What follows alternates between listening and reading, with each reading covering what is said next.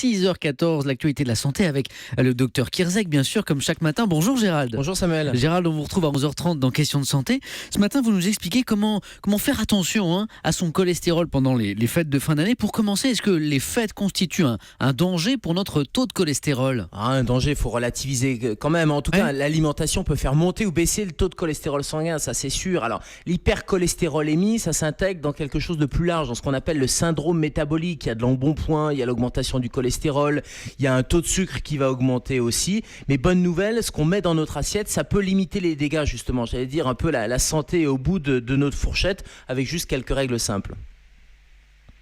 Gérald, si on a du cholestérol, est-ce qu'il y a des aliments qu'il faut absolument éviter pendant le réveillon ?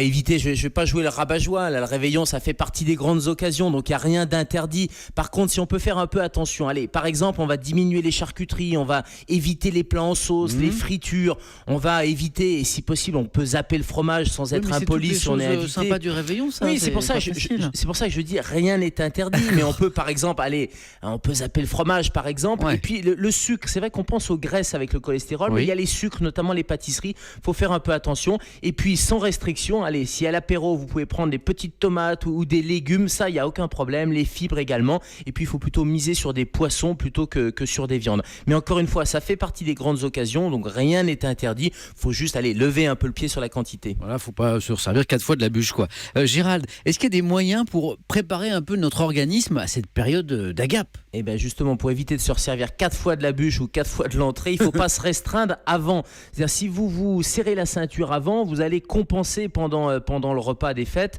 Donc ça serait une mauvaise idée. Donc il faut manger normalement. Et puis ce qui est fondamental, et vous pouvez commencer dès maintenant parce qu'on va en garder le bénéfice, c'est de faire de l'activité physique. C'est pas forcément du sport, mais c'est de l'activité physique. Bouger 30 minutes par jour, ça va mobiliser les graisses et ça va favoriser la baisse du mauvais cholestérol. Et puis il y a un site, un petit truc, allez sur mangerbouger.fr. Il y a même une fabrique à menus et là ça permet pour les fêtes d'avoir des menus agréables. Et en même temps, les courses de Noël, c'est déjà une forme de sport parfois.